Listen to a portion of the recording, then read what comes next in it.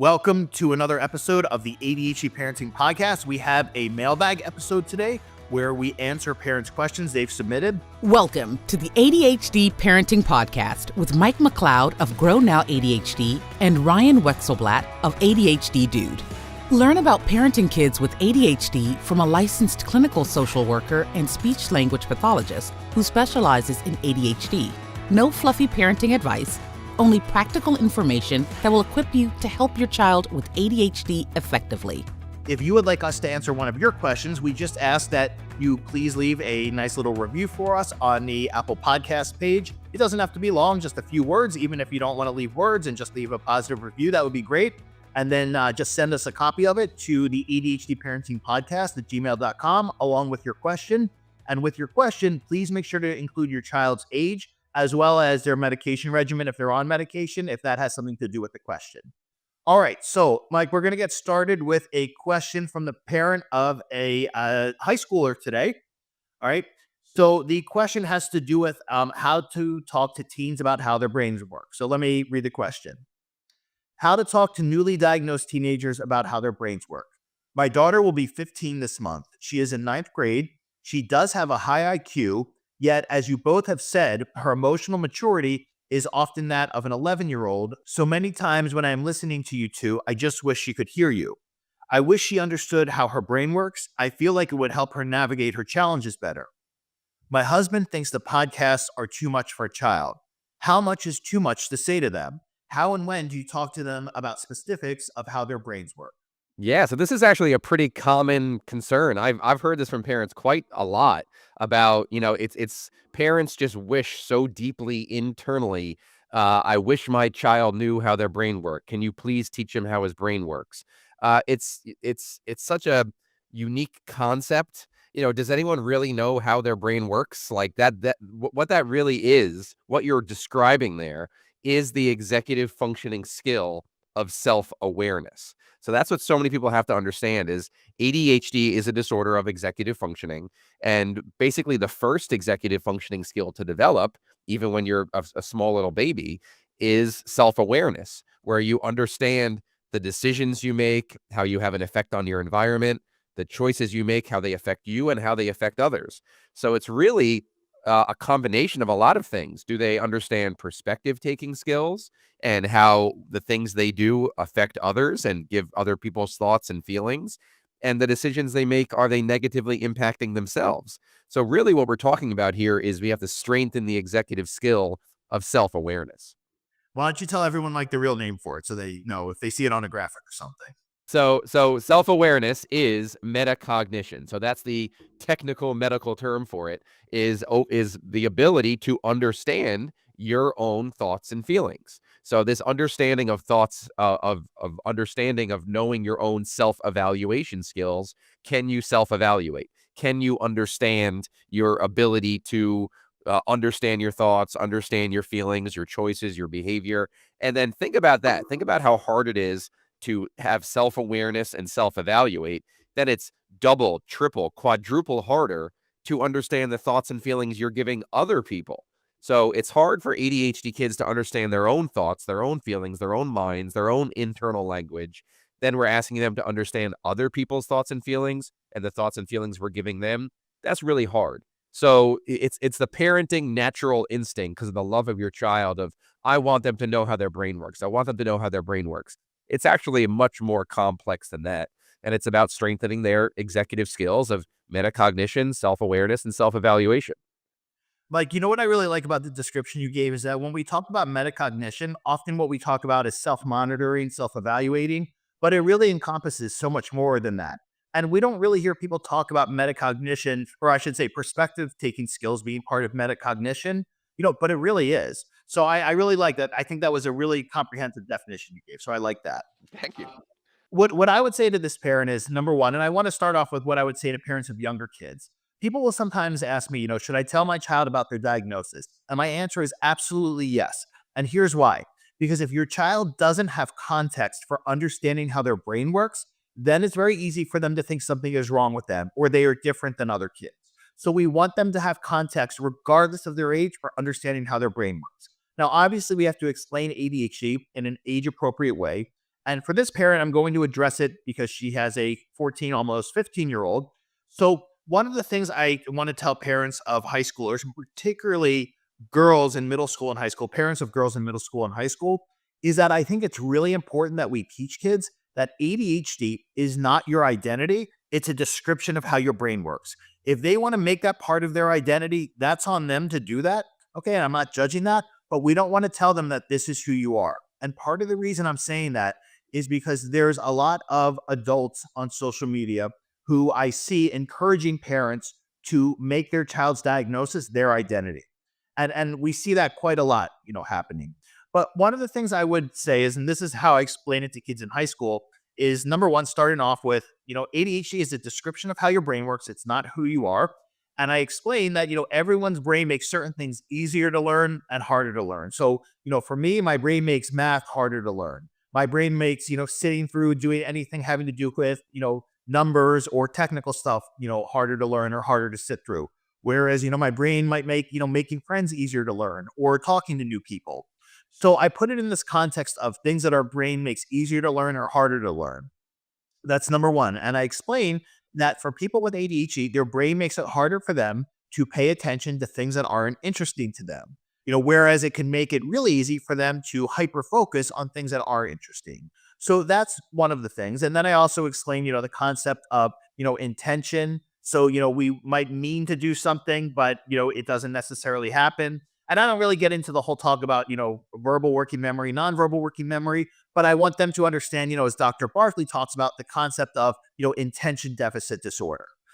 Because I think it's important that, when, kids often have a propensity to beat themselves up if they, don't bring their homework in or, mean to do something, but it doesn't happen. So I think we have to explain it that way as well so they understand, this is not something you're doing willfully, but it's something that happens and you just have to, learn to work with this. So that's kind of the basics of it. The other things, I also want kids to understand is that, ADHD, having an ADHD diagnosis doesn't define you for the rest of your life. In some ways it could get better. Some things might stick around. And, however it looks as an adult is okay. And you learn to work with it. And there's tons of extremely successful people with ADHD. So that's kind of the short version of it, just, for the sake of this episode. How I tell parents to explain ADHD to kids. But again, main point is, do not withhold a diagnosis from them. All right, because they need context for understanding how their brain works. The one caveat I would say, Mike, and I think you'll agree with this, is, if you are somebody who has a propensity to self-diagnose your child with whatever, don't tell them a diagnosis that you gave them. Okay. And unless a diagnosis comes from a credible professional, a licensed credible professional, don't discuss it with them if you're speculating on a diagnosis. The more things they do and the more things they interact with, the more they're going to learn their strengths, their needs, their likes, their dislikes, and they're going to learn more about themselves. They learn through experiences and interacting with multiple different people. And Mike, I'm glad you brought that up because one of the things I didn't mention is when I talk about explaining ADHD to kids, I'm not suggesting sit down and do it in a lecture format. We do it in teachable moments. So like, if they're struggling with sustaining attention to something, we can say, so this is part of, with how people's ADHD brain works. Or if they're being inflexible, right? We have to talk about, sometimes people whose brain works with ADHD, we have to help them learn, for their brain to be more flexible because that's a really important life skill. And if you don't learn to be flexible, well, then you're not going to be able to sustain a job basically. So things like that, we have to incorporate in these teachable moments because kids with ADHD learn in the moment. So that's why what Mike is saying is, using those moments is much more important than sitting down and trying to lecture them about it. The one last point, Mike, I want to make about this is I sometimes find there's a segment of parents who want their kids to like celebrate and be like, rah, rah, I have ADHD, right? And, they don't need to celebrate it, right? It doesn't have to take that much precedence in their life. They just need to understand what it means and how, it affects their brain and their daily functioning. And also that they have, great potential to be tremendously successful. And that's it. It doesn't need to be something that's celebrated. Exactly. And one of the main parent concerns about telling their child about their diagnosis is, oh, he's going to start to use it as an excuse. Oh, I can't do my homework. I have ADHD. I can't brush my teeth. I have ADHD.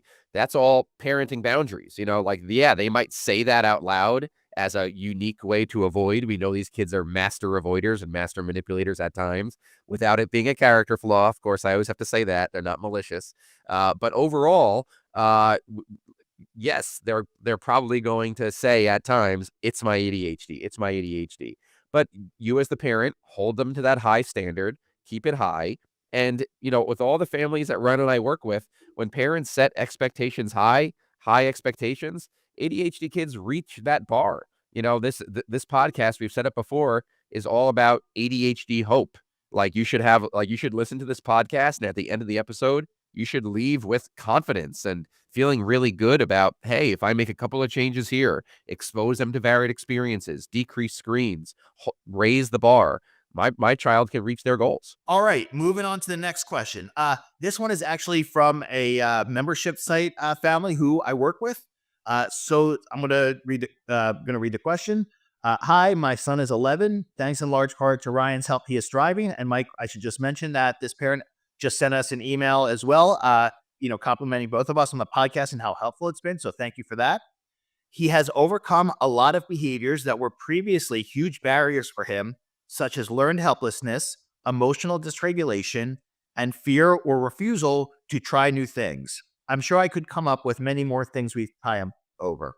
However, we have this one looming thing that still gets in the way more than it should. My son struggles to make decisions when it's his choice. He worries about making the decision he'll regret and or doing it wrong. I don't know if this is an ADHD thing, but seems like it could be related to black and white thinking. It holds him up with little things. Best example is he's great at school, very smart, great scores, but for example, will fail to write up an article summary because he can't pick an article. Both the teachers and us, his parents, have told him to just pick anything, but he still gets stuck. I know this seems like a little problem, but honestly, we've done so much work on other behaviors that this is the last one, and we can't figure out how to get him to be okay with less than perfect. I've seen this many times. Yeah. So this is a pretty common one, and a lot of it probably revolves around things such as writing. So the two academic tasks that are the hardest for the ADHD brain are reading comprehension and written expression. And I can't tell you how many evaluations I've seen of your child has ADHD and a disorder of written expression or reading comprehension. It's all part of ADHD. It's all executive functioning. Those two tasks require the most executive functioning. Extra diagnoses are not needed for that. This is incredibly common. So, writing is an incredibly anxiety-producing, incredibly difficult task to do because of how slow it is, how boring it is, and you have to organize all that language in your mind and slowly transfer it down to the paper, the pen, the keyboard, things like that. So really what you're going to want to do is just overall scaffold for the child. Having them pick anything from a field of an infinity number of articles, you might want to start with, okay, here's 2 articles, pick one. Or, you might even have to pick the article for him and just get him writing. And then the question is, what is he doing instead of the choosing writing process? So is he literally just sitting there, not picking an article? What is he doing while the rest of the class is picking an article and writing? What is he doing at home when he's supposed to be writing? So you always have to look at the replacement behavior instead of doing what's expected of him, picking an article and writing. What's he doing instead? And how do we scaffold from maximum prompting to moderate prompting to mild prompting to independence? And once you are doing maximum prompting and he's writing, he's getting grades, he's feeling successful, you start to fade back. And now he feels confident in the decision-making process. You fade back and you see independence start to be gained. So I'm going to come at this from a different angle, just because I know this family. And this gentleman who we're talking about does struggle with anxiety. So indecisiveness is often a result of anxiety. And as this parent said, it could be very much related to black or white thinking, very common in kids with ADHD, where they see the world, as one way or the other. They have difficulty with nuance, and they have difficulty with the idea that something might be the wrong decision, whereas there's a right decision, right? And knowing that, as to Mike's example of, picking an article, well, it's not about a right or wrong decision. You could pick from a variety and they're all fine. But if you get stuck in black or white thinking that things have to be one way or the other, well, that could be anxiety producing. The other part of this, and kind of related to what I'm talking about, is perfectionism. So there's a segment of kids who present with anxiety, and it's based in what we call perfectionistic thinking, meaning they think things have to be perfect. And they worry that if something is not perfect, well, then it's going to feel incomplete or they're going to have anxiety about it. Okay, so the two things with this, I would say, are number one, to piggyback on Mike's point, that when kids struggle with indecisiveness, we have to help limit their options. So we can say, and Mike, to your point about, kind of fading from, completely prompt dependent more towards independence, we can say, okay, start with these two choices, and pick one from there. Then the next time this comes up, we can say, okay, start from these four choices. So the idea is we, increasingly allow them more space to make that decision with more choices, which is going to be more anxiety producing, but that is kind of an exposure in itself. Now, here's the other part of this. They have to learn to sit with their anxiety and know that, maybe I won't make the best choice for an article, and that's okay. Nothing bad is going to happen as a result of that. And if the teacher says, not the best article, well, then I've learned from my mistake. So part of learning to tolerate anxiety and tolerate the discomfort that comes from anxiety is, number one, learning that it's a temporary feeling. And like all feelings, it will come and go. And number two, learning that you are not in any kind of danger, because a lot of anxiety is based in irrational thoughts, or what we call thought distortions around some kind of perceived danger where there is none. So that's the other thing to keep in mind as well. So what I would tell this parent is, again, to piggyback on what Mike said, we can start off by helping them by reducing the amount of choices, and then gradually with we call it systematic exposure over time to be able to make, a bigger choice. But the other part is letting them sit with this discomfort of knowing that, yep, you could have made a choice of not the best article or, not the best menu item, and you'll be okay. Nothing bad is going to come out of this. And the most important part here is when kids are sitting with anxiety and they're learning to tolerate anxiety, is that we don't give them reassurance. We don't say, it's going to be okay. You're going to be okay. We can say things like, I'm confident that, everything will work out, but we don't want to tell them that everything will be okay, because then they start asking, am I going to be okay? Was it the right choice? And if you say, yes, it was the right choice, then what happens is they become dependent on that reassurance. And what we know is reassurance makes anxiety worse. It doesn't make it better.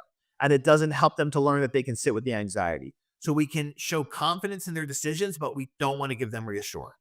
And instead of just fading back expectations or more low demands, we hold that bar high and push them through. And the more they do it, the more they'll gain skills. That's exactly how all skills are gained. There's a learning curve to things. In the beginning, you're not so good at things. You're a beginner. You're not bad at it. That black and white ADHD brain tends to think, I'm good at this. I'm bad at this. This is easy. This is hard. When in reality, you're not bad at it. You're just a beginner. You're new to this. You're new to picking an article. You're new to choosing something. And the more they continue to do it, they gain competence, they gain confidence, and we see independence gained. So we will definitely have more episodes on anxiety-related topics coming up, as we just had one. So if you haven't listened to our last episode with Kristen McNeely, you should definitely give that a listen. So, all right, our final question, Mike, is from a dad. So he said, I'm writing to tell you how much I appreciate your show and social media channels. Until I came across you both, I honestly didn't believe that my 9-year-old son had ADHD at all. Nothing his pediatrician, therapist, OT, psychiatrist, or teachers tried to tell me about him, who he was, or his experience in the world matched up to my own understanding of him. You've helped make sense of his behaviors, particularly his defiance and arguing, his unwillingness to engage in non-preferred tasks, and how all of this relates to executive functioning and the stimulation seeking he is doing to cope with his unique brain. As background, his mother and I are split up, but share parenting time equally. It is my experience that the medication does little or nothing to help with the behaviors I mentioned previously, and he has grown out of any inattentive behaviors he may have exhibited in second grade when he was diagnosed with the non-attentive type of ADHD. To put it in his words, before I was on medication, I didn't know what to do. Now I know what to do, but I still can't do it. That hit home for me. I would love it if you could do a podcast and or videos on the use of medication to treat ADHD generally, and talk about the research behind its effectiveness in relation to or in contrast with parent management training. Thanks for continuing to tell it like it is through your various mediums. Keep up the good work. All right, so let me just clarify some things first. He mentioned parent management training. That is another term for parent behavior training, also known as parent behavior therapy. Parent training, in conjunction with medication management, is the American Academy of Pediatrics evidence based recommended treatment for children with ADHD ages 6 and up. For children under 6, the AAP recommended treatment is parent training first, or as his father said, PMT, followed by the use of methylphenidate if necessary. So, what I want to start off with here is that often, Mike, I think we've both seen parents who make medication decisions not based on evidence or data, but they make it based on their emotions or their fears. And that's understandable. And often what I find is, and I don't blame parents for this, most parents are never provided with any information about the longitudinal studies on people with ADHD who go unmedicated. And what the longitudinal studies show is that people with ADHD who go unmedicated through life have a myriad of more difficulties in life, whether that's with employment, whether with relationships, and so on. They tend to be in more accidents. But here's the most concerning one is that somebody with ADHD who goes unmedicated actually doubles their chances of developing a substance abuse problem in later adolescence. So people will often say, I don't want my child going on ADHD medication, because, somebody in my family, has a history of substance abuse. And I always have to explain to them, actually, the opposite is true, that having ADHD and being on ADHD medication is a preventative from further substance abuse problems. It doesn't guarantee it's not going to happen, but we know it reduces your chances. So that's the first thing I want people to understand. The second thing is the stimulants in particular are the most studied medications in the history of the psychiatry field. They are also considered the safest. And people have trouble hearing this, but stimulants are considered safer than like an SSRI like Prozac or Zoloft or Lexapro, which are all fine medications, but they have not been around as long as stimulants. So there is a tremendous amount of research on stimulant use in children. And so often I see parents make these medication decisions based on their fears, based on misinformation, based on, their mother-in-law's opinion, worst of all, based on something they hear in a Facebook parent group, which are just full of misinformation about meds. And in order to make an, informed decision about medication, you should be speaking with a prescriber, and you should also be looking at the research data yourself. If you want to see any of the information I'm talking about with the longitudinal research studies, you can look up the MTA study, which is the most comprehensive study on long-term ADHD that's ever been conducted. I believe it's still going on, actually. And there's another one, Dr. Molina's work out of University of Pittsburgh. I forgot the name of her study, but that's another one. Also, longitudinal research study on ADHD. So what we know is that ADHD medications benefit kids tremendously. Mike and I are not here to make a judgment decision and say your child needs meds, they don't need meds. Okay, but the one other thing I want to mention is this, and this often comes up, Mike, during office hours, in the membership site, is people will tell me, well, my pediatrician said he doesn't need meds because he's doing fine in school. Or, she's getting all A's, so she doesn't need medication. And what I always explain to people is, ADHD medications are not meant to be used as, academic performance enhancing drugs. They are used to improve the quality of life, to help with impulse control, with emotional regulation, with attentiveness, with all these, lagging executive function skills. So just because your child is doing well academically, that is not a justification for them not being on medication. ADHD impacts all facets of life, not just academics. So I just wanted to mention that. Absolutely. Executive functioning skills are the greatest predictor of success for human beings. And this whole concept of ADHD being this academic-based disorder, I talk about this all the time. Like, ADHD is not just a school-based thing. Executive functioning is not time management, organization, clean backpacks, clean folders. Executive functions are needed to be independent and be successful in all environments. And Ryan and I had a previous podcast episode about the 3 zones of executive functioning: academic, which most people think of, social executive functioning, and home executive functioning. It is actually home executive functioning that is the most common symptom of ADHD. Many kids with ADHD have an average to above average IQ, and they respond really well to the structure at school. They're not masking at school. They go to school and they respond well to the various relationships. They respond well to the structure, and there's also peer influence there. There's lots of peer models. They don't want to embarrass themselves in front of their peers. They don't want to get in trouble. It's more black and white. It's more structured, and it's conditional relationships, not unconditional like with mom and dad. So many ADHD kids do quite well in school. Not all of them, of course, but many of them do quite well. The real problems are at home with screen use or constant negative attention seeking, getting stimulated by the reactions of their parents and their siblings. That's the most common aspect of ADHD, especially now in today's day and age where kids wake up, go to school, come home, stay home, and are within the walls of the home for hours and hours and hours every day. They're looking for stimulation somehow, and the best way to do it is to annoy your parents and to annoy your siblings. So this is not a school-based thing. I can't tell you how many doctors I've spoken to that are like, oh, only take medication on school days. Don't even take it in the summer, just Monday through Friday. It's absolute nonsense. And Ryan said it best. If you are considering medication for your child or you just got a diagnosis, the last thing you want to do is get advice on Facebook and these parent groups. You're going to see nothing but horror stories and nonsense. You have to talk to somebody with an actual medical degree, a licensed physician. And I just want to clarify to Mike's point, when we're talking about Facebook groups, we're not talking about Facebook groups that are monitored by a licensed professional like Mike or some of our other colleagues. We're talking about Facebook groups where anybody can say anything and there's kind of no oversight and no monitoring whatsoever. And I will tell you, the biggest ADHD parenting groups tend to have no oversight whatsoever on them. So just keep that in mind.